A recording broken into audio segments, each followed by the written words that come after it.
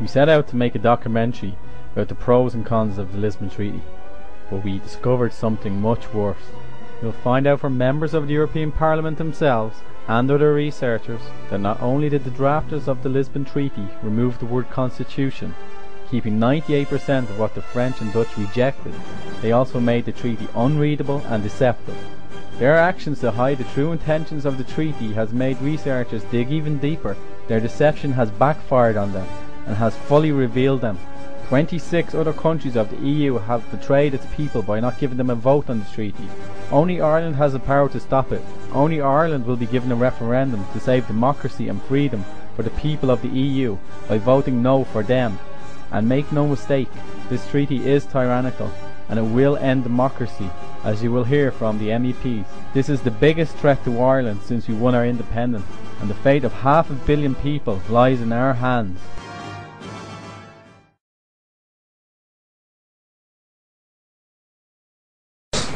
There are 8,500 words in the new text than in the old one. But since they had the instruction from Sarkozy to make a mini-treaty, the Council was then instructed to change the font so that they have less space between the lines, and now they have managed to have 8,500 more words and 62 pages less. So that way we can make a mini-treaty. It's not a very sympathetic way the European Council have worked. In this case, they took a political decision, they made a political agreement among prime ministers that this text should not be put for referendum anywhere. Then they tried to avoid it in Ireland. It was not possible because your courts in this country are still too independent. Congratulations. Because you should know that what is published until now, signed by the prime ministers, is a text they have never ever read. Never. Why? Because it can't be read. This is not a treaty. This is 300 pages of amendments to 3,000 other pages of treaties. And you can only read it if you take one amendment by one and then look it up in the existing treaties and insert it. We will do that job for you so that you will have a reader-friendly edition that's possible. They have decided in the Council that it's not allowed for any institution in the European Union to print a consolidated version which can be read before it has been approved in all 27 member states. This is a decision. The European Parliament, we agreed unanimously in the Constitutional Affairs Committee that we wanted a reader-friendly edition, a consolidated version, which could be read unanimously. We will not have it, because higher powers decided we cannot have it. This is an instruction from some prime ministers. They do not want the text to be read. The order is sign. For France and Netherlands, they voted no.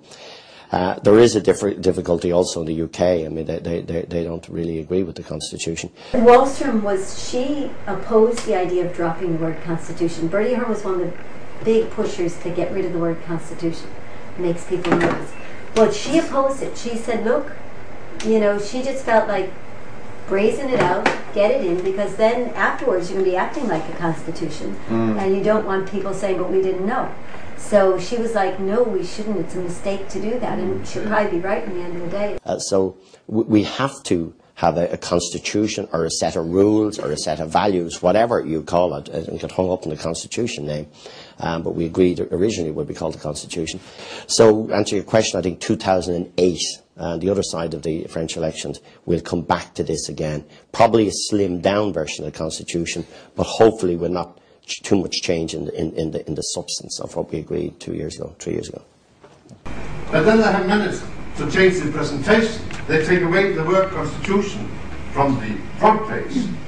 But if you then go in the Lisbon Treaty to Declaration number 27, you will then find that there you have the Constitution again, because it approves the existing court cases, the verdicts from the court in Luxembourg.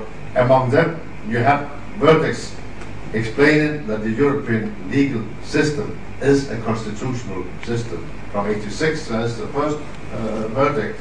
From 91, you have it explicitly stated by the court. They're trying to undo the democratic legacy of the French Revolution in this. the right of peoples and nations to self-determination. That's the key thing that is at issue. Countries can no longer decide their own policies. Peoples can no longer decide. The Irish people won't be able to decide under this backward and anti-democratic treaty. And that's why we should say no to it, so that they have to go back. I was on the plane with Charlie McCreevy the other day, and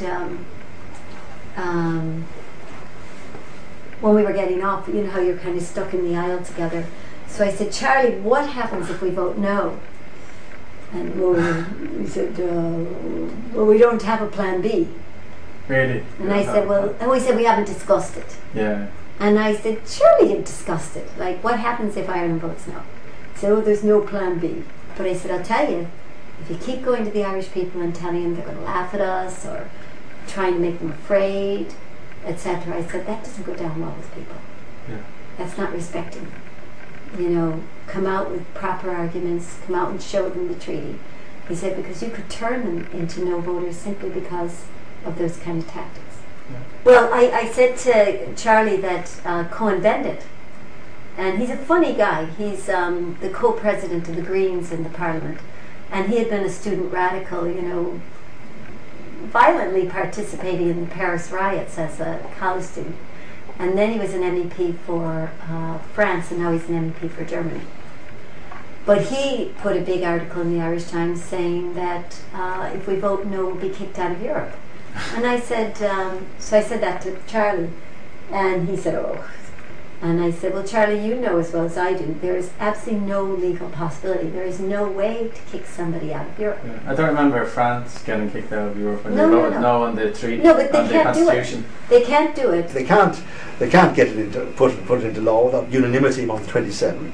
And they can't expel it. It's not a question of being expelled from the EU or anything like that. We've got all the existing treaties would remain in being, and we'd have our full rights and entitlements under them. But we'd have said no to this new treaty. While immigrant workers can be a benefit to a country, an oversupply is damaging to the economy, especially to the middle class, the majority of the people. In 2004, the EU expanded, bringing in 10 new members with a population of 75 million, mostly from the former Soviet bloc. 12 of the existing 15 EU countries blocked these workers from coming into their labour market. Only Ireland, Britain and Sweden completely opened the doors to these workers, bringing in a huge influx of immigrants in a very short time and having a huge effect on a delicate labour market balance.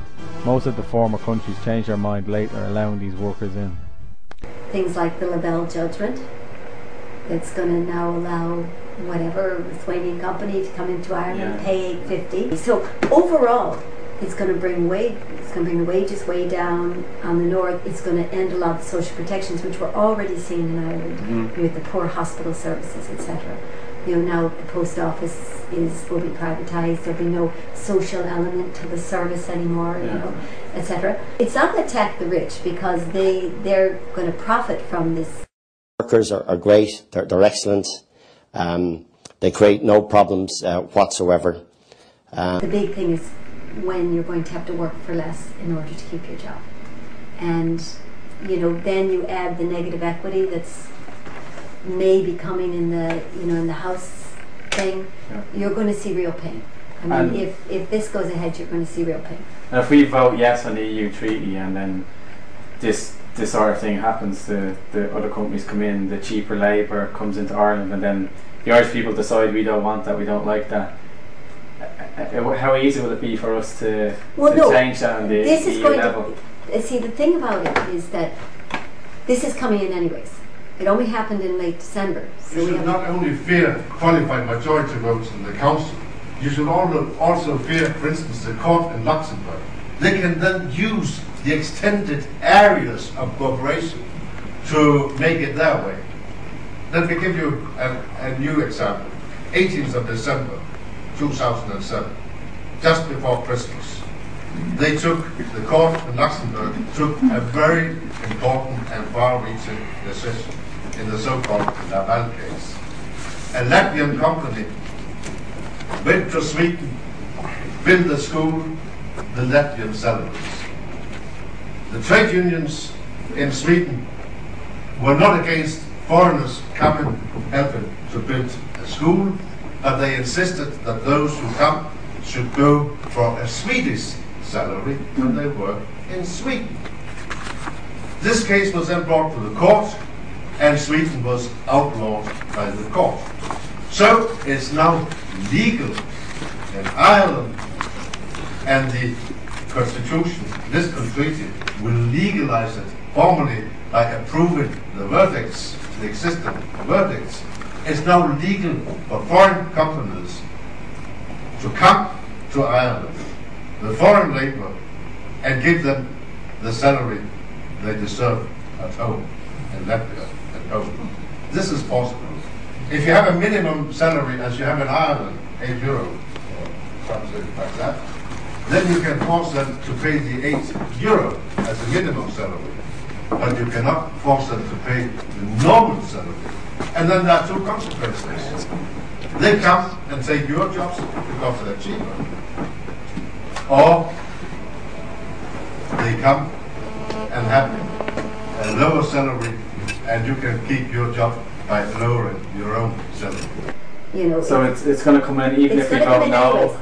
But where voting no will affect it is that the Services Directive, which this is based on, at the moment we could fight through the courts, you know, with Irish law, with the right to work, you know, with whatever. We could take the best of what we have left and try to fight things like this. Using the Irish Constitution. Whatever. And so once it's completely superseded, then we're just completely at the mercy of the Services Directive and this judgment that defines the need protection around tax. We need more than just it'll never happen, because it is happening. It's happening now. We need protection around, you know, that if someone comes here to work, that's fine, but they need to work at the same level that an Irish person works at. We need protection around sensitive issues, that we keep those decisions to ourselves. 10% of our population are now new Irish, as we call them. The figure 10 years ago was 1.5%. When the new member states joined in the accession, the 1st of May 2004, that we would open up Ireland to those 10 new member states, and we did that. European Union at the moment that was formulated around maybe 9 or 10 countries. There's 27, and it'll be soon probably 30. What they're going to do is, over the next 20 years, they're going to bring in 20 million skilled workers from Africa and Asia into Europe, and they're going to match the skills to the ones we need. And that's how they plan to deal with the aging population. Every family has a son or a daughter or an uncle or an aunt who is in this situation. It's my job or my salary which is threatened. And it'll be the battle on the Vaxholm case will be a very big battle in Sweden and Denmark and other member states, particularly in Sweden and Denmark, because we have no minimum salary. In Denmark you can go and work for 40 cents an hour. We have 85% of our workers in trade unions, so no one goes for 45 cents and work. But it's not a law. So in Denmark, when implemented now in Denmark, Latvian workers can go for 45 cents work legally in Denmark.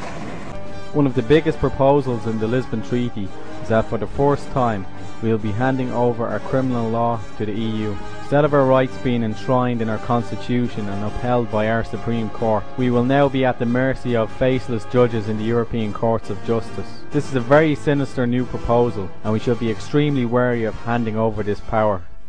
If there's any Irish or national law that conflicts with that, or the terms of which conflict with that, well then the EU law prevails. Thus, for example, one other very important development in this Lisbon Treaty is that the EU Charter of Fundamental Rights, which is a Charter of Rights, you know, right to all sorts of good things, right to, you know, right to free movement, right to free speech, right to life, right to public health, and all the rest of it. These rights are set out in the Charter. Well, that sounds grand, but the important thing is that the EU would then get, the EU Court of Justice, which is the EU Supreme Court, would then get the final say in deciding what our rights are. I've talked to each and every individual, apart from Cathy herself, about this issue. It's about Article 14 of the Irish Constitution, it's habeas corpus. Basically, we have reason to believe that habeas corpus is not going to exist if this treaty is actually brought through. And I was one I was just wondering if you could actually comment on this. If, for instance, Spain or the UK would ask to take you for some suspicion of some crime, then the Irish judge shall only ask what is your name, and if your name is what is wanted, the Irish authorities are obliged to deliver you for eventually 4 years prison in Spain without being put for a judge. That's insane. That's possible. In my country, salmonella is more often cause for deaths than terror. So we stick to our principle that 24 hours you can be in prison, and after 24 hours you have to be before a judge, and if the judge do not prison you, then you are a free man. Under what provision has this? This is already now. It's the law already now under the. In relation to the treaty. Yes, it's a part of the. It's a part of the Lisbon Treaty as well. The difference is it cannot be done by qualified majority, according to this treaty. But it's a rule when you if you are under terror suspicion, the Irish judge may not put other questions to you. Just deliver a person to a British judge or to a Spanish judge. But this is a decision taken in the European Union on the basis of the justice and home affair paragraphs. And in my view, this is a wrong decision. Sorry, I just wanted to. We're not here to discuss. I just explained how it is. I just. Under the Irish Constitution, Article 40, we have the right of habeas corpus. We must be brought to a trial, a fair trial. If under the EU fundamental rights, if they decide that they don't want to include habeas corpus, like some other. Well, human rights only covers certain rights. The EU Charter of Rights goes far beyond that, covers a whole lot of other areas, and would open the possibility of the EU Court of Justice making decisions in rights cases in all sorts of areas which, as I said, we don't know what they decide. We don't know what these cases will be, but possibly they could be in these areas. And the general thrust would be to harmonise a common system.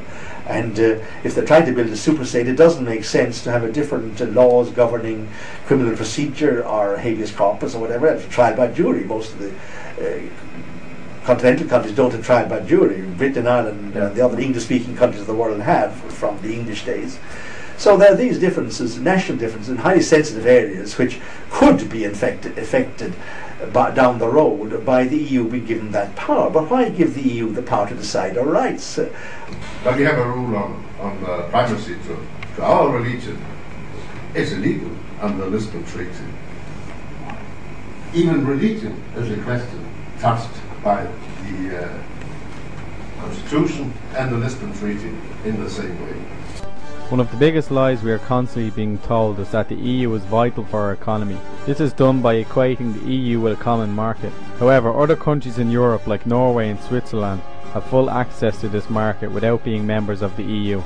The question is real wealth created by entrepreneurs and workers or sheltered bureaucrats and politicians in Europe?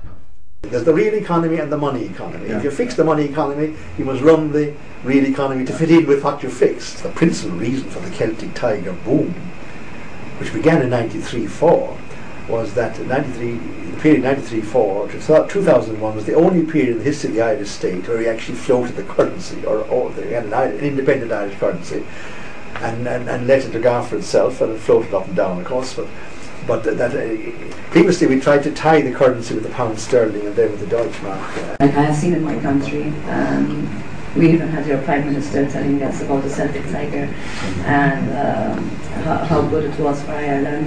And I don't believe that these things should happen. It's a national thing. So it wasn't the EU that fueled the Celtic Tiger, what the average person thinks? Sure, we joined the EU in '73. We had a massive slump in the 80s. We had 250,000 emigrated, and we had 16% unemployment in the 1980s. And other countries that are in the EU, Germany and France, we did it a long time, and on the whole they've had a very poor economic record, Germany until recently anyway. So the EU is not a formula for prosperity one way or the other. I think it was largely our own economic policies were responsible for the bad situation of the 80s, but following an independent exchange rate policy from 93 onward, from 93 to 2001, was the basis of the Celtic Tiger, not the least doubt about it. The growth rate doubled in 1 year. Growth rates, which have been 3 to 4% a year, constantly for decades, don't take out double. Look what happened. We floated the currency, gave the highly competitive exchange rate. Of course, all the firms from America, we were happy to have a competitive exchange rate because that made our exports better and so on. And an interesting statistic is that Norway, Switzerland and Iceland have bigger imports into the EU than we do. Their imports to the EU are bigger because they have all the economic advantages without the disadvantage of membership. So, you know, Norway's been having a Celtic Tiger as well. We're never told about it because it's an inconvenient truth. Yeah. But theirs will be sustainable because ours is based on a lot of really convergence of a lot of things that happened. It was great, but we can't sustain it because we don't own our own fuel. We don't own our own fishery anymore, etc., etc. You know, our farmers are so regulated, etc. But Norway owns all its own fish and all its own fishing waters. They own their incredible natural resources, hydroelectricity, etc. And they're importing energy to Europe now. But now the dollar is going down, the euro is going up, and that of course is making us less competitive. And we no longer have any control over our own currency, of course. But of course control of credit and everything else passed to the central bank in Brussels when we joined the euro. Norway owns its own. We gave away ours. We gave away most of our fishing waters. Yeah. So as to grow, and I think the big scandal when the initial deal was struck is that the fishermen were sold out from the beginning. And Iceland, I spoke to a guy who was on the delegation that negotiated with Iceland. He's a civil servant, a Eurocrat, and he was in that group of people who negotiated for EU membership of Iceland. And he said the reason they pulled out and didn't join was Ireland. What happened to Ireland's fisheries? That was the critical reason they decided not to join. But the other point you mentioned was that, of course, we had a boom in the late 90s anyway. House prices were going up. We then joined the Eurozone, and that gave us a lower rate of interest. We nearly halved our interest rates when we joined the Eurozone, which made them go up, boom even more. Because if you've got a boom on, and capital is, and then make capital even cheaper, borrowing and credit even cheaper, which would lower the interest rate, which happened when we joined the Eurozone, people are going to borrow even more. Do you think that would make an economic collapse even worse? Well, it contributed to the boom, undoubtedly, especially the boom in house prices. Yeah. And you would say that if we had our own central bank, it would have adopted a more conservative attitude. It wouldn't have cut interest rates. But it depends. If you want to borrow, you like lower interest rates. If you want to save, you want higher interest rates. Yeah. If you're buying, some people would like cheap interest rates, but it's not always the best thing to have dirt cheap interest rates. And some people are now a lot of people are borrowed up to their eyes, and they're caught with huge houses that they bought, and that they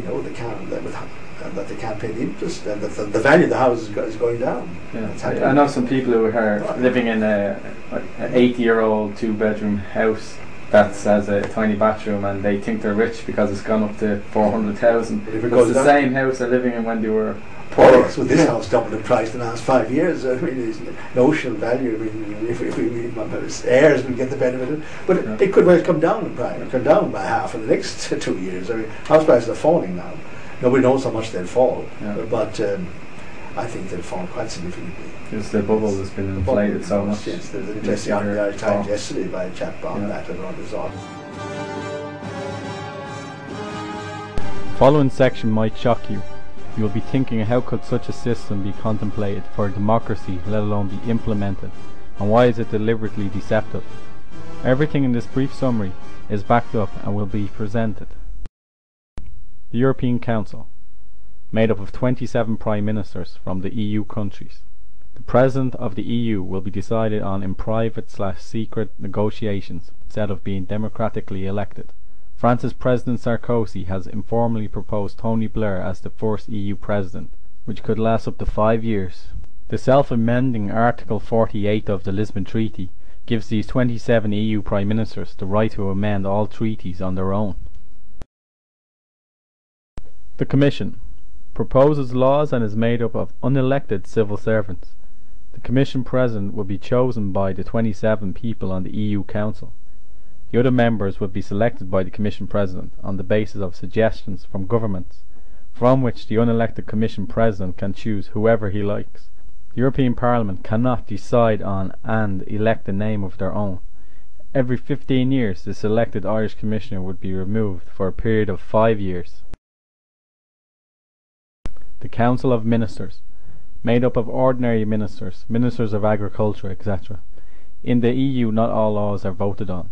If one is pushed to a vote, this group will decide by qualified majority voting, in which 4 of the largest countries could dominate.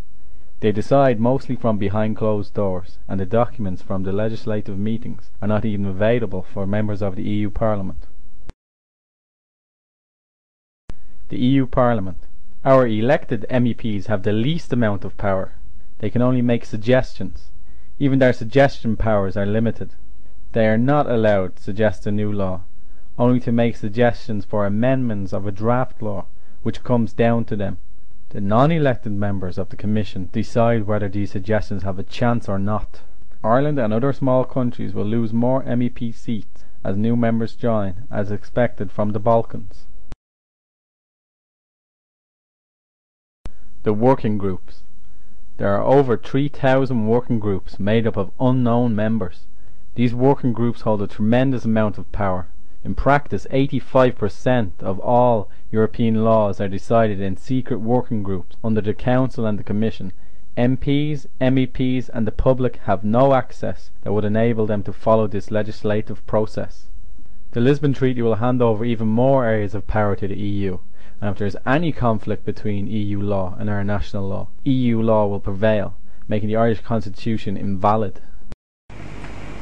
So the core in the Lisbon Treaty, that's to move decisions away from the smaller member states to the bigger member states, but also from the voters to the civil servants, because 85% of all laws and processes, 85%, they are decided by civil servants in 300 secret working groups in the Council, prepared by 3,000 other secret working groups in the Commission. As a member of Parliament, I have no access to the documents. I have no access to what they are doing. The Council is actually a number of bodies. You have the Council of Presidents and Prime Ministers. So, okay, we elected Bertie Ahern. Well, in fact, 12,000 people in North Dublin elect Bertie Ahern. His party picks him, and he becomes the head of the Prime Minister, or the Taoiseach. And then he goes over to Europe and starts with 26 other people ruling 500 million people. Yeah. Which, on 12,000 votes. So I mean, that's the kind of tenuous link to a mandate that he has. But under the new arrangements after Lisbon, there'd be a permanent chair for 2.5 years renewable once, which means up to 5 years. So you're going to have a permanent president. And that's another example of where it's been made a kind of state, because there's no other international meeting of Prime Minister or President where they have a permanent chair for up to 5 years. You will not get me to say anything negative about Tony Blair. And I cooperate with him on European matters as well, and increasingly my ally in fighting various issues. The Commission is hugely important because it proposes all the laws. So another change that's been proposed in the Lisbon Treaty is that at present every state, each one of the 27 member states has a commissioner. That would change, and it would become 18 out of 27. In other words, the number of commissioners would be reduced by 1/3, which means in effect that for every 5 years out of every 15, Ireland would have no representative on the Commission, which is the body that will be proposing all sorts of important laws that would affect us. We wouldn't even have a representative. And the third change that's being made in the decision-making system is that when we do appoint a commissioner for the 10 years out of every 15 which we would have one, we no longer have the decisive right to decide who the Irish commissioner would be. We can only make suggestions. First, the European Commission have a monopoly to propose a law. No one else. You have to be non-elected to be able to propose a law in the European Union. The Commission has a monopoly. Well, but you have an Irish commissioner there. He can then take care of Irish concerns in the Commission. The Lisbon Treaty will abolish the permanent Irish commissioner. It's essentially the Council of Ministers are making the laws on the basis of the proposals of the commissioners. So at national level, the national parliaments lose the power to make laws, but the Irish Minister of Agriculture would be able to make agricultural laws. The Irish Minister of Industry would be one of 27 making industrial laws for 500 million people. The Minister of Fisheries will be one of 27 fisheries ministers making laws for 500 million people. There's a big increase in the personal power of individual ministers at the Brussels level. That, I think, is what makes it so attractive to them. And they're running Europe now rather than running Ireland. Is much more important. There's only one of them involved, but there's a loss of power by the national parliament and, of course, by the citizens who elect that parliament.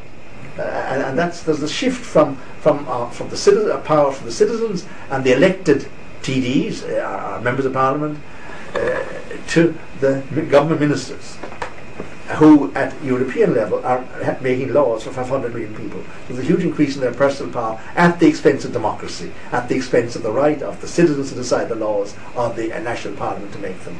I mean, an extraordinary system where 27 non-elected commissioners have the monopoly of proposing all EU laws. There's the European Parliament, but it's not a real parliament in the sense that normally in the Parliament, laws are proposed by members of the Parliament, but that's not possible in the European Union system. The European Parliament can't propose or initiate any law. It comes to this non-elected body. We can propose amendments, and then the Commission say, has it made a good amendment? Then it has a chance that the Commission, the non-elected, say it was a bad amendment from Cassie. It has no chance. The non-elected decide whether our democracy is good. And I would say to you, if this is a good system, why not insert it in Ireland? Here in the Dáil, 100 metres from here. Why not say to the Irish Parliament, the Irish Dáil, from now on, you shall not make laws. From now on, you propose amendments to the civil servants in the departments, in the ministries, and then the heads of departments meet in a secret room, and when they judge the amendment from Parliament to be a good one, then you have an influence. If they say it's a bad decision the Parliament have done, then the Parliament is outlawed. This is how Europe works today. If you think of what democracy is, democracy, demos means people, and ocracy is the rule. So democracy is the rule by the people. And that doesn't happen. In fact, we're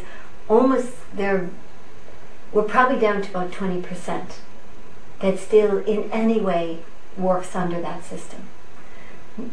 Almost about 80% of what goes through Dáil Éireann right now is coming from an unelected commission. And we're not just talking about commissioners. We're talking about 3,500 working groups. The secret is that we're using the same word meaning two different things. Okay? Yeah. In Europe, democracy means a thing called process democracy. So it's kind of got a democracy taste to it. You think, well, it must be a democracy. Don't we have an MEP over there doing something? But in fact, that MEP is not making any laws. We're giving opinions. We're trying to adjust things with amendments, all of which can be scuttled then when it goes to the council if they don't like them. So who does make the laws? The Commission. The Commission and the Council. And who elects the Commission and the Council? No one elects it. Well, the commissioners, there are 27 of them. They're now picked by a government. Under the new treaty, they will be picked by the Commission. So a government could suggest names, but it will be up to the Commission to do that. And the President of the Commission will be elected by the Council. But the reality is, behind these figureheads are civil servants and working groups who we can't get the name of, who people have tried to get the name of the working groups and who's on them for years, that they make all the laws, and then Dáil Éireann literally is rubber stamping them. They can do what they like, and you can't directly get rid of these people. The only people you can directly get rid of for what they're doing in Europe would be MEPs, and really we're just, as I say, people who give opinions and do try to affect things with amendments. Mary Harney doesn't actually go to Brussels and vote on health laws, very few of them. She does some, very few. Most of them are put together in packages by civil servants and agreed on what's called a consensus basis.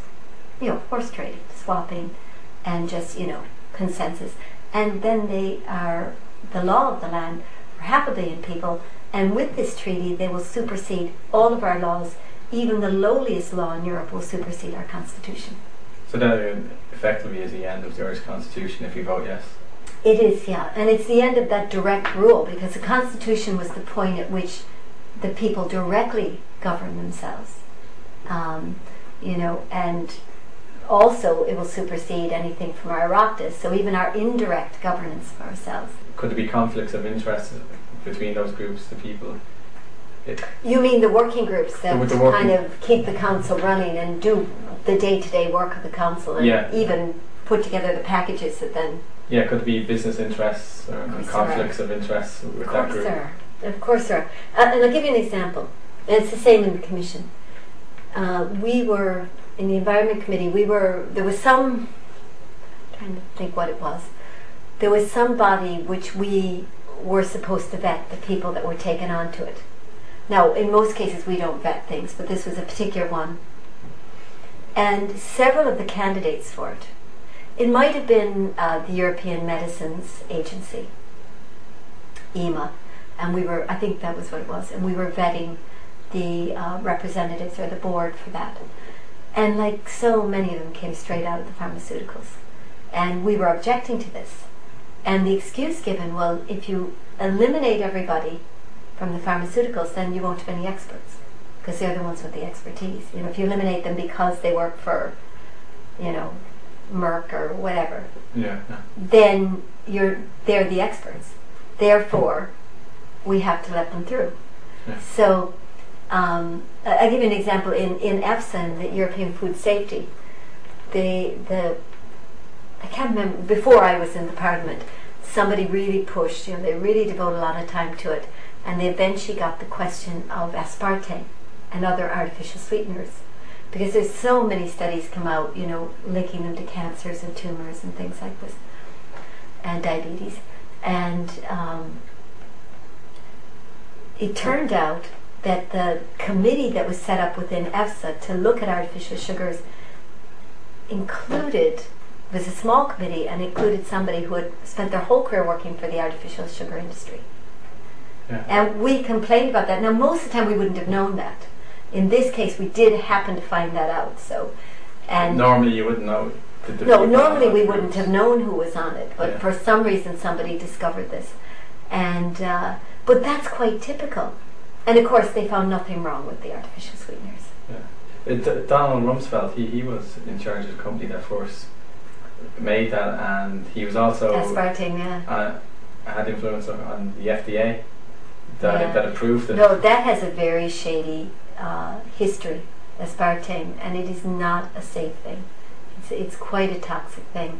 It's everywhere. It's in Coca-Cola and sugar-free drinks. Well, the problem is now they're putting it in sugar things. Like if you go to even your sugar chewing gums now, the sugar ones have aspartame. Another huge proposal in the treaty is that the EU will be turned into a state with all the legal personality of a state. Will end the sovereignty and independence of the individual countries, turning us into small, insignificant citizens of a huge totalitarian superstate run by the elites for their own agenda. Quote from Hans Echel, German finance minister. The currency union will fall apart if we don't follow through with the consequences of such a union. I am convinced we will need a common tax system. One area which is of concern in that respect is, of course, the whole question of taxes, EU taxes, and the preservation of the special tax regime, which has been so important here over the years to try and attract foreign companies to Ireland. At present, that couldn't be changed except unanimously. But if the Prime Minister and Presidents agree, they can shift it over to majority vote. So the only thing standing between us and the EU imposing taxes on us and changing our tax regime would be the Irish Prime Minister and Taoiseach. The people wouldn't stand, and there is a provision that a national parliament can veto this, but Prime Minister and Presidents, if they want something, nobody in the national parliament to go along with them, as they're doing in the Treaty of Lisbon indeed. So that's a great concern. It's a self-amending treaty to a significant extent because of that. Imagine a system under which a non-elected body is itself in a position to extend the limits of its power. And one of the key things in the Lisbon Treaty is that it proposes that in some 50 or more new areas, the EU will be given power to make laws in areas which they can't make laws already.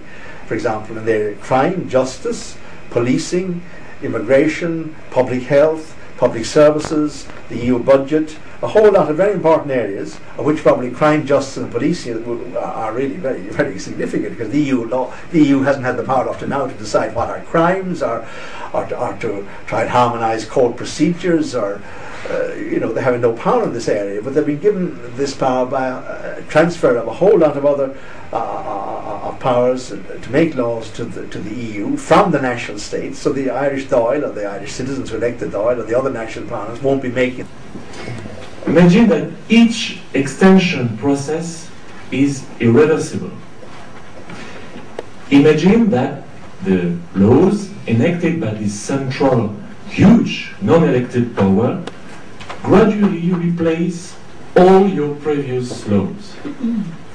As membership of the European Community, European Union, and what's proposed in this treaty is a huge shift of power, more power to the European Union, and putting more under the interest of the big states, and in fact giving it the constitutional form of a federation, of a federal state.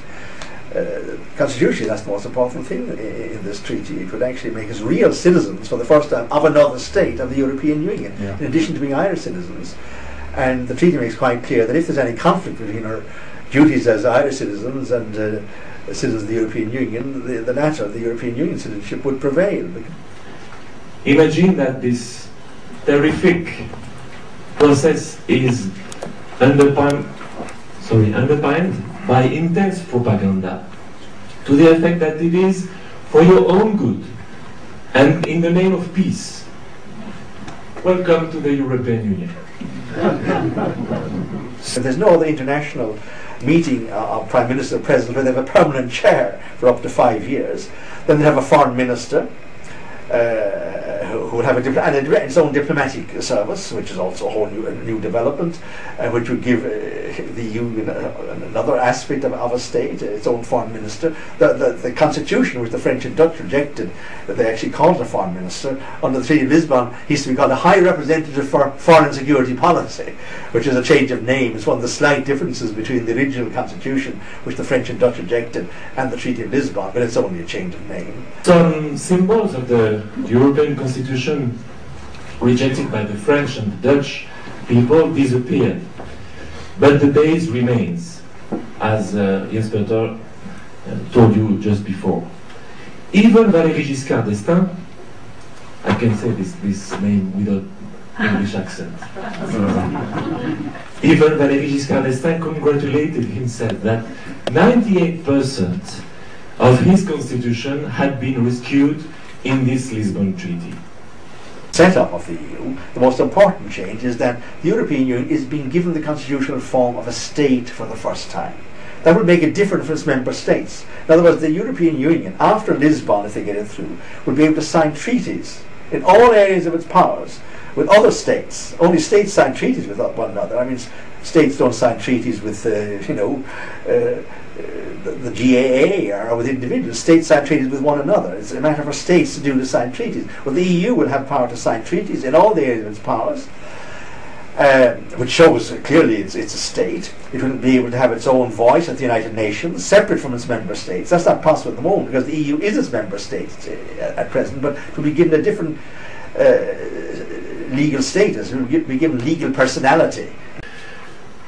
So, after France and the Netherlands, you have the opportunity to be the third people who, in Europe, refuses the dilution of political willpower that is handing us over to world forces and breaking one by one our vital links. I was talking to an expert in the Commission, and I said, okay, we were talking about LNG, liquid natural gas, which they're trying to start a terminal in Kerry. And it's highly, highly dangerous because they concentrate gas by 600 times, put it in a very cold state, transport it in ships about the size of 3 football fields with an exclusion zone of 3 miles all around. So you know, and if anything happens to them, which occasionally has happened, you have a nuclear type explosion minus radiation. So they want to site this over in Kerry. And I said to him, you know, when Brussels is deciding on energy, am I wrong in thinking that they'll put everything dirty and dangerous on the outside edge? In other words, my constituency. And he said, well, of course, he said, there's no question that if it's dirty and it's dangerous, they're willing to sacrifice a few farmers out on the edge. Yeah. They're going to be, you know, it's like with your own body. If you're actually really starving, what does your body do? It protects the core.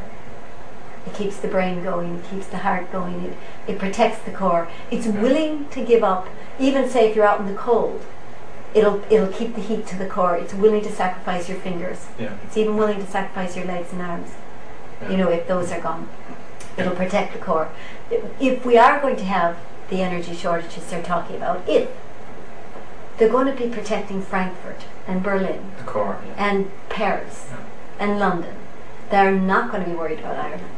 A quote here from the Belgian Prime Minister, who said, we need a European defence, a European army, not just on paper, but a force generally capable of operating in the field, including beyond the European borders. I'm advocating a more powerful Europe. In short, I'm advocating a United States of Europe. Yes, well, that's the current Belgian Prime Minister, Guy Verhofstadt, who is a very strong federalist, but he's only expressing what all the other main players who are pushing this thing want to bring about. It's essentially, you see, the old dream of turning Europe into a big power. France, Germany, Italy, Holland, Belgium and Britain, they were all imperial powers in their day. After World War II, when all the continental powers, France, Germany, Italy, Holland and Belgium, they were all occupied, defeated and lost their colonies, etc. in World War II. The post-war world was transformed for them, but they said, we can no longer be a big noise in the world on our own any longer. Let's try and be a big noise collectively. Well, I don't know, but I was standing next to two arms traders in the airport about before Christmas on their way to Ireland. And Yeah, they both had two American. arms. No, I was standing next to them pretending I wasn't listening and Yeah. listening. I was glued. Yeah. And they were both Southerners, and they were flying in, and they were just who was going to meet them at the airport, and this company's really good, and what they were going to be looking at, and you know, the one guy seemed to be, and the other guy seemed to be just, you know, meeting him and coming from a slightly different field. And one of the things they mentioned, they said, I didn't know they had those. They said, I think everybody has it, but they just don't say it. Solicitor Joe Noonan of Cork, who was involved in the 1987 Crotty case, has analysed EU militarisation in the Lisbon Treaty, and he has pointed out that Ireland will not need another referendum to go to war along with the EU, as that is part of this referendum with the Mutual Defence Clause.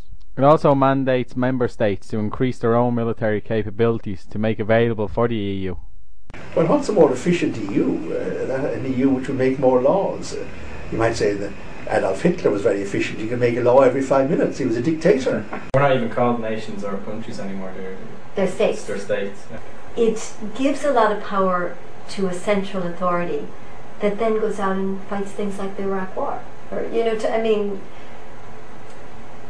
I'm not sure it really serves, maybe it's good for economics, but I don't think it serves people very well, and I certainly don't think it serves the world very well. You know, big power blocks, and that's what we're creating. Quote from Italian Prime Minister Giuliano Amato, later Vice President of the EU Constitutional Convention. The sovereignty lost at national level does not pass to any new subject. It is entrusted to a faceless entity, NATO, the UN and eventually the EU. The Union is the vanguard of this changing world. It indicates a future of princes without sovereignty. The new entity is faceless, and those who are in command can neither be pinned down nor elected.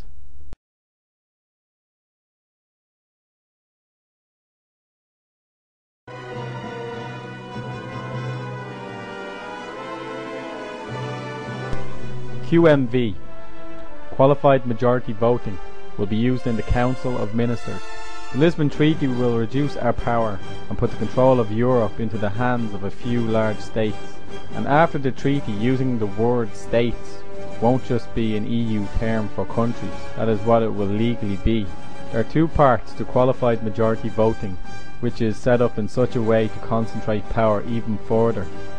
The important factor of qualified majority voting is that it will be based on the population count of each state, and the number of ministers will be changed to represent their populations.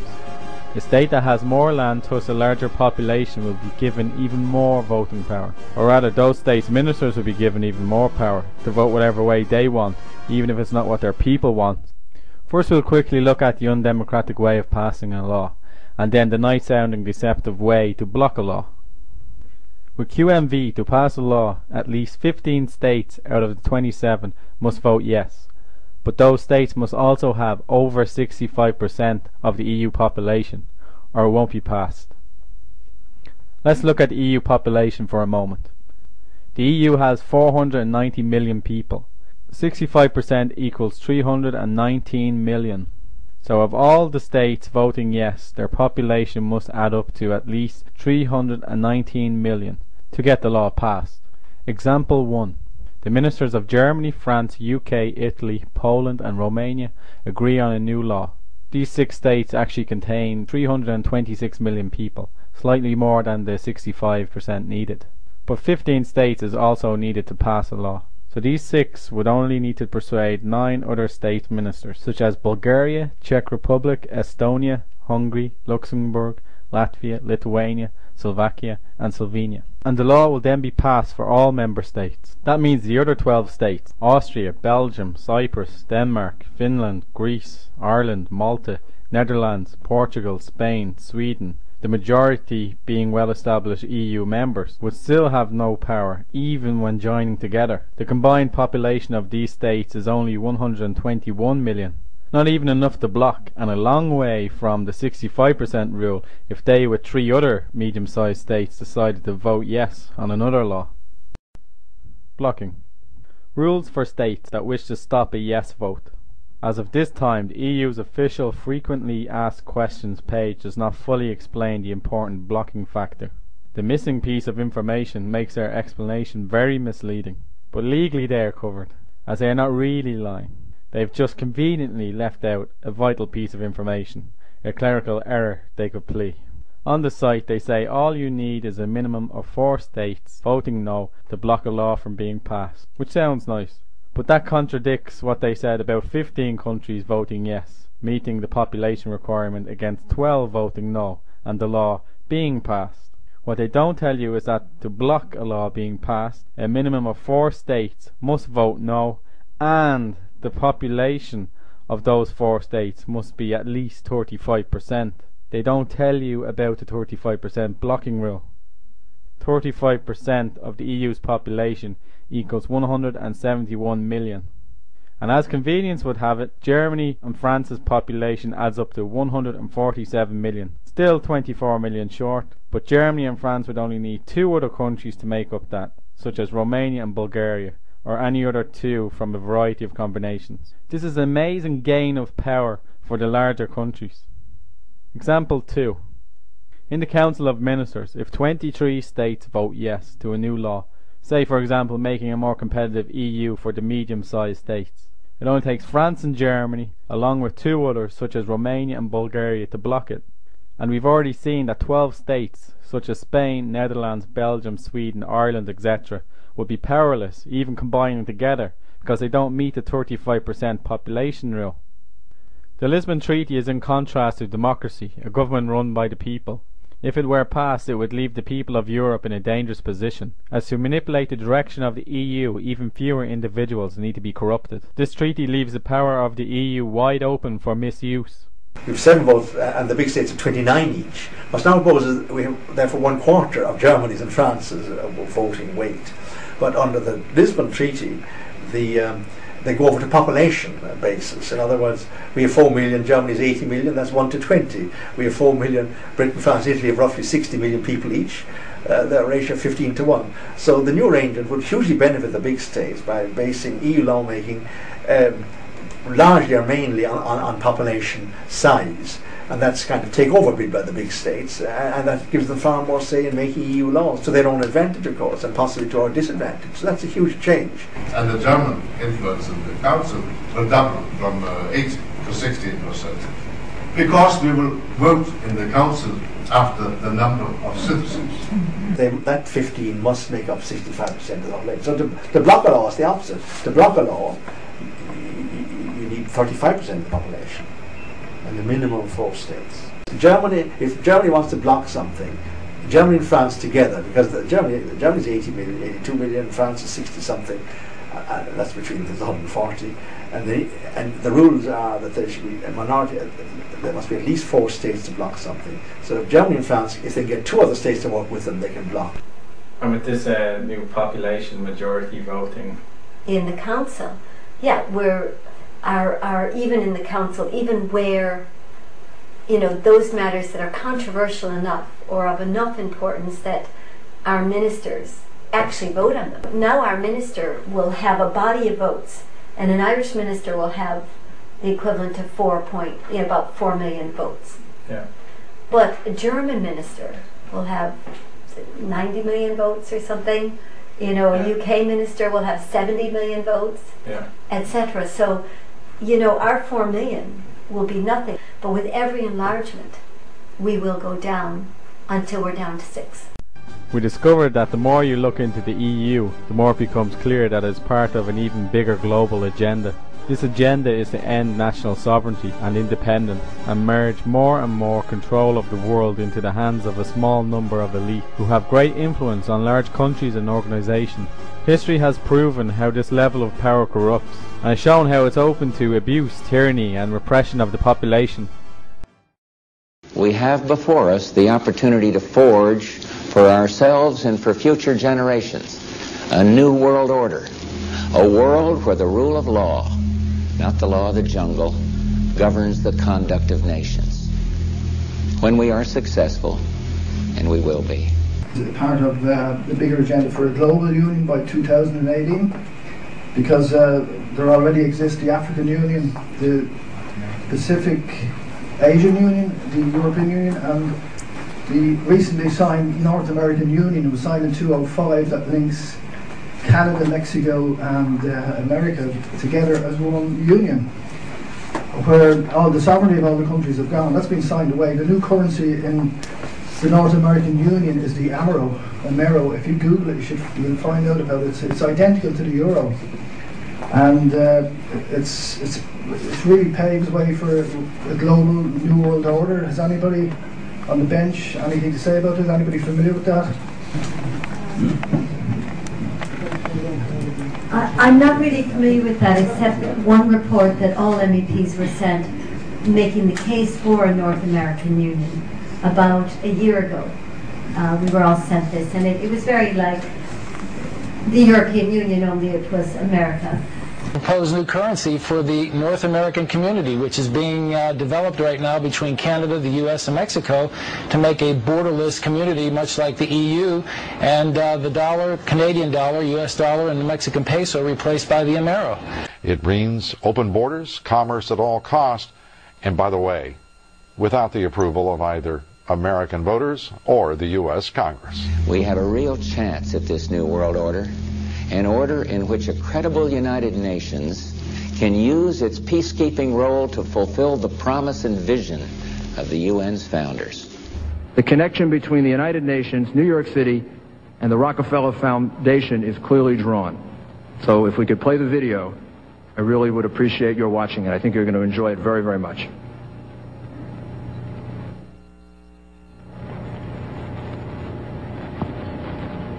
On the eve of the 50th anniversary of the United Nations, it is important to recognize more than just an event.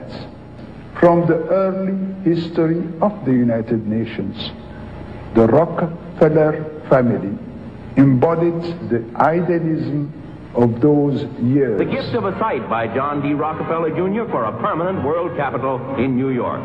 Quickly accepted, the strip along Manhattan's East River is valued at $8.5 million. An ideal site for skyscraper headquarters, the 6-block area extends from 42nd to 48th Street. The Rockefeller family formally presented its gift to the UN in March of 1947. Thank you, Mr. Rockefeller. Mr. Mr. Rockefeller, Mayor Dwyer, the United Nations extends its sincere thanks to you and to your father for this magnificent gift. We intend to go ahead and create on the eastern side a dignified and appropriate headquarters for the United Nations, which will stand for generations to come. The Rockefeller gift changed the course of history and brought the United Nations to New York City. It is a gift which gave practical and moral support to the young United Nations, thus enabling it to succeed where the League of Nations had failed. We were all given a big report, you know, towards the North American Union. And who did that come from? I'm sorry, I don't know, and I carried it around in my bag forever because, you know, it was a big report, and, you know, I kind of was reading it on airplanes and things, and very much, you know, the same mind. You're saying the push for North American doesn't exist, no reports exist. Well, we certainly got a report, yeah, no, we did get a report advocating the North American Union. I can't tell you from who. Okay.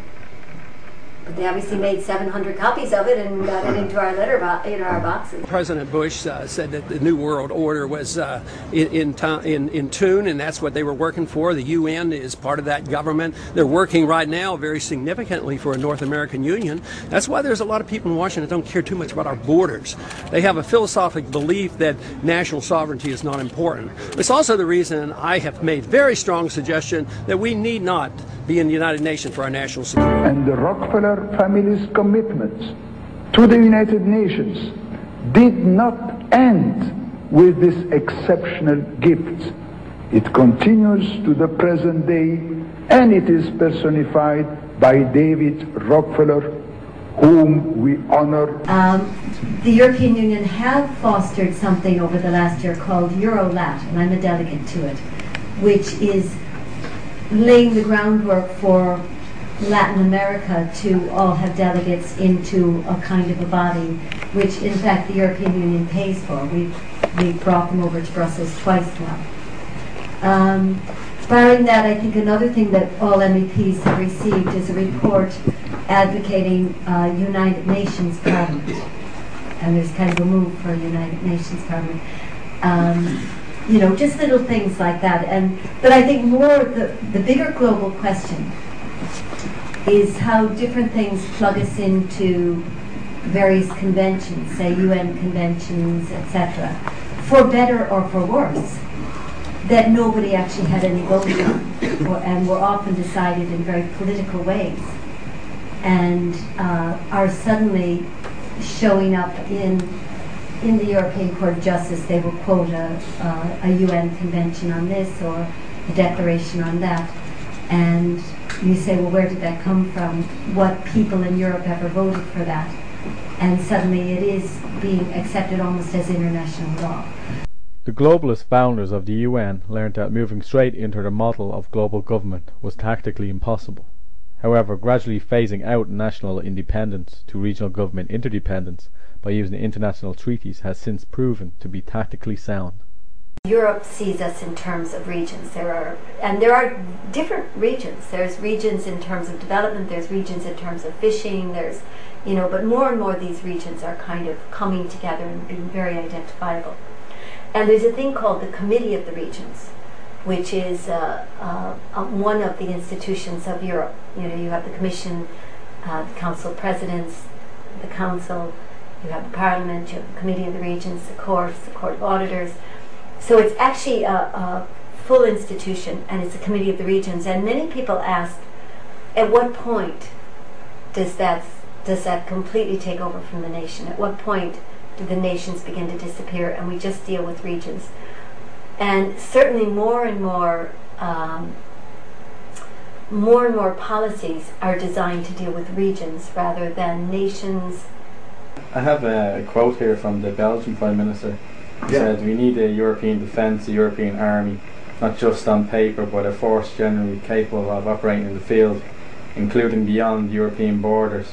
I'm advocating a more powerful Europe. In short, I'm advocating a United States of Europe. Yes, so that's the current Belgian Prime Minister, Guy Verhofstadt. who is very strong federalist, but he's only expressing what all the other main players who are pushing this thing want to bring about. It's essentially, you see, the old dream of turning Europe into a big power. France, Germany, Italy, Holland, Belgium and Britain, they were all imperial powers in their day. After World War II, when all the continental powers, France, Germany, Italy, Holland and Belgium, they were all occupied, defeated and lost their colonies, etc. in World War II. The post-war world was transformed for them, but they said, we can no longer be a big noise in the world on our own any longer. Let's try and be a big noise collectively. That was a key attitude in their foreign affairs ministries and among their key political elites. And that's one of the key factors pushing the EU towards a kind of big state, which France and Germany particularly, and Italy and Britain as well, would basically have the key say in running. So this desire to be a big power is fundamental, and the quotation you gave indicates that. But it's what reflects the political outlook of these former imperial powers, but it's not the political outlook of a country that was a colony and colonized and a victim of the British imperial power for centuries, namely Ireland. It's not our view, and it's not appropriate to us at all to be try and revive an empire once again. We want a Europe of independent, sovereign, democratic states cooperating, but not being run by some key elites in order to be a big power in the world. The World Federalist Association, or WFA, is one of the largest organizations that openly promote world government. Periodically, the WFA extends a Global Governance Award to a prominent individual pushing for the same goal. Former CBS anchorman Walter Cronkite was among the recipients of the WFA award. Thank you very much. Today we must develop federal structures on a global level to deal with world problems. We need a system of enforceable world law, a democratic federal world government. In a closed-circuit hookup, Hillary Clinton congratulated Cronkite. For decades you told us the way it is. But tonight, we honor you for fighting for the way it could be. So the EU treaty, it concentrates power. I'm just wondering in the future if that got into the wrong hands, what would happen? And yeah, if it gets in the wrong hands, then somebody has a lot of power. And this is the problem. We always say, but it won't. But that means you never studied history. Like, what is so different about us that never happened before, that we're so special and so trusted? I think they were more moral 100 years ago. Maybe, yeah, in fact, maybe. But there has never been a time in history when we couldn't say never, that someone couldn't ascend to the throne, if you like, and do terrible things. And it keeps repeating through history, and the more power they have, what, you know, like the saying, the more it corrupts. And so I think, you know, you keep power at a person level because people can be trusted. Number one, people are motivated differently than elites. People are motivated, they have kids they want to be sure to feed. They, you know, it anchors the decisions into the realities of everyday life when you keep the power, rather than kind of sending it way off there where they, I mean, you know, I know from being in the Parliament, a lot of them don't even collect their own dry cleaning, much less, you know how to run a washing machine or know the price of milk or anything like that. And it's very hard. They will, I often see them doing things and I'm thinking, see, for me, I'm always like, well, yeah, but how's this going to affect a family? Like, what is this going to be like on the ground? And it's easy for me to do that. But they're kind of like helium balloons, kind of off up in outer space with all these ideas, and that on the ground are going to be disaster, and often are disaster. Quote from German President Roman Herzog: "Most people have a fundamentally positive attitude to European integration, but at the same time they have an ever-increasing feeling that something is going wrong, that an untransparent, complex, intricate, mammoth institution has evolved, divorced from the factual problems and the national traditions, grabbing ever greater competencies and area of power, that the democratic control mechanisms are failing, in brief, that it cannot go on like this."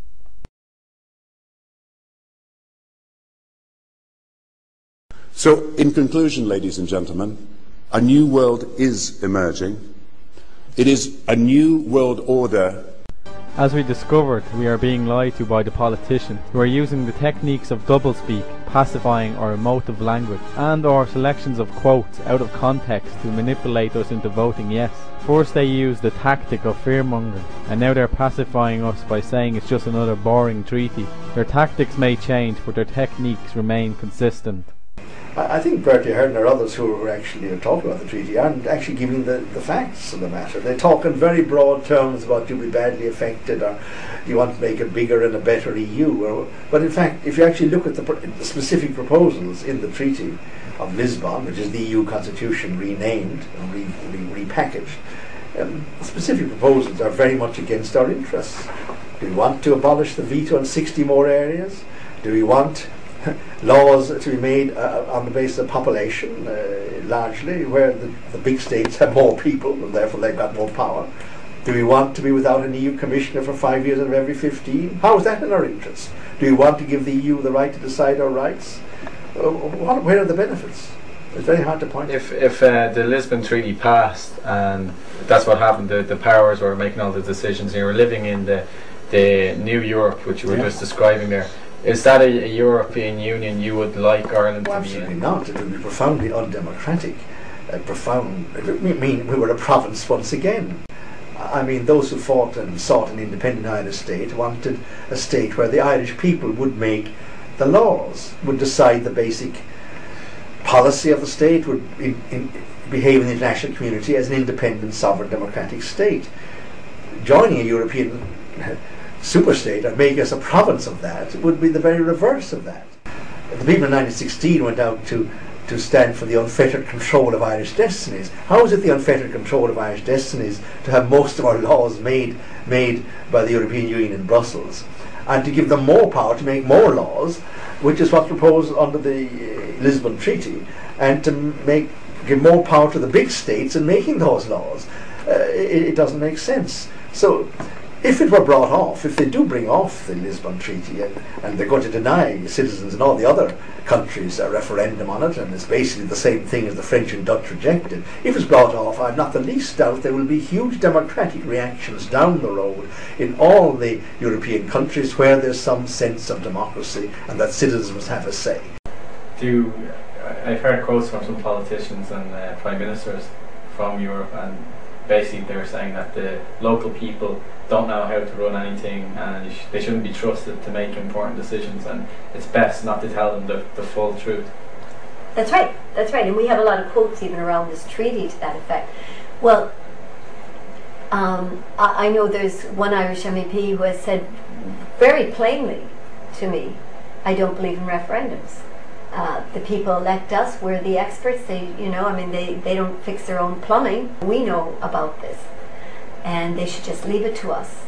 Would that be a majority view? Well, he's maybe more honest than others in the way he expresses it, but certainly I had a long chat with a guy from the Chinese embassy in Brussels, and I was putting to him about having elections in China, and he said, oh no, he said, we couldn't do that. He said it'll be a long time before we have democracy in China, because we know where we need to go. If they voted, they would vote for the wrong people. Yeah, he was unapologetic. He was, had talked about the great economic miracle and everything, but then none of this could happen if you let the people interfere. Yeah. And I'm not sure what he articulated is a million miles away from the way, the designers and the, kind of people feel in those institutions in the EU. Just a little story about this point. Yesterday I was having a drink, and by random I met a lawyer from the European Commission. She didn't know where I was working, and just to have fun I proposed her to read these notes I had in my pocket to check if it was okay, the content was credible and fair. And she started to read, and at this point, when I wrote that even Valéry Giscard d'Estaing was happy to see his text rescued, she told me, but if you say that, Irish will probably be afraid and they will vote no. I said, I don't know, but is the content of what you are reading is correct of my notes? And she answered, yes, but sometimes it's better not to say the truth to people. If they do succeed in the yes vote, where they'd be spending millions to convince people on the yes vote, and they'd be on TV already. Bertie Ahern was on TV saying that every sector of Irish life is going to suffer if you don't vote yes. So what if people go to the polls and they're in fear, and they do the yes vote, 10 years down the line they find out it's undemocratic and they want democracy back? How easy would it be for us to... Well, it's not easy. Once you've lost democracy, you find it very hard to get it back. It's like good health. You only appreciate the importance of good health when you get sick. And it's like that with democracy. You know, we've had a written declaration there for MEPs to sign, you know, calling for referendums in every country. And none of them have gotten the required signatures. You know, for the most part, MEPs will not sign that. They don't want referendums. If Ireland vote no on the EU treaty, we'll be saving democracy and saving the people's power for 500 million people in Europe. Absolutely, we will be defending democracy for not just ourselves, but for the whole of Europe, for all the 27 states who have been denied a say in this matter, where the peoples have been denied a say. And we will be upholding the fact that the French and Dutch have already rejected this, and we don't want it either. And we will be cheered all over Europe, I would say, by all the citizens. Then if you were the third people to say no to this treaty, the Irish three-leaf clover would become, for all the European people which won't have the chance to vote, the symbol of democracies which don't accept to die. Thank you. How can people trust them again? Because all these quotes of them saying that the people don't understand what's going on, they shouldn't have a say, and local governments just get in the way. We purposely made this treaty unreadable, and we took out the word constitution so it could be passed in other countries out a referendum. How can we trust these people again? Why do you think anyone trusts them? I don't think anyone trusts them, any of the political parties, or very few of them and very few people. On the 20th of February, the EU Parliament had a vote to respect Ireland's referendum or not. The overwhelming majority, 499 to 129, voted not to respect the Irish people. But as you already know by now, the EU Parliament is basically powerless. This vote was pure propaganda to fool you into thinking your vote won't count. This vote legally doesn't change a thing. Ireland can still save respect for democracy on behalf of 490 million people. It is very interesting to note that Irish MEP De Rossa also voted not to respect the wishes of the Irish people he pretends to serve.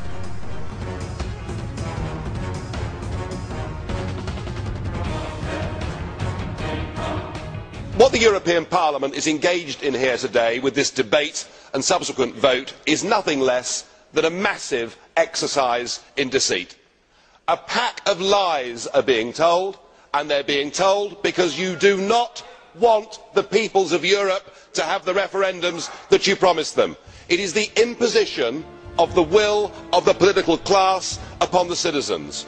We all know the truth. The Lisbon Treaty is the same as the EU Constitution.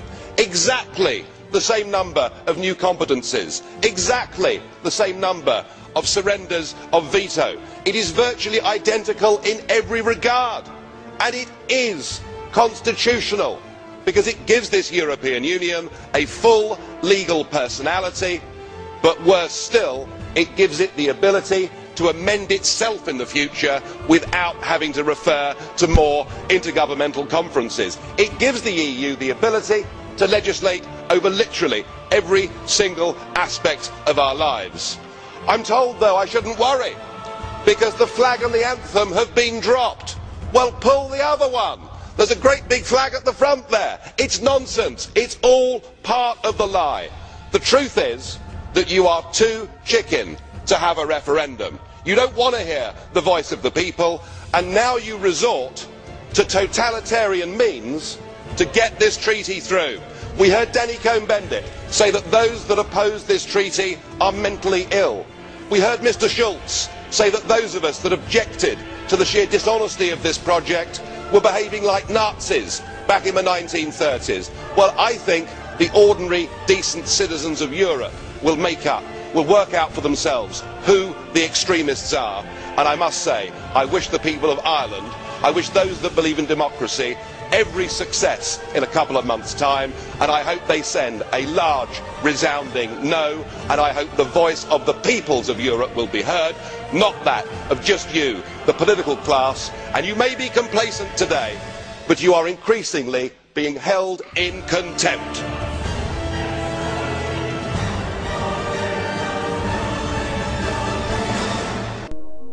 We have discovered that the people behind the scenes of the EU have a larger plan, to put back the power into the elite's hands.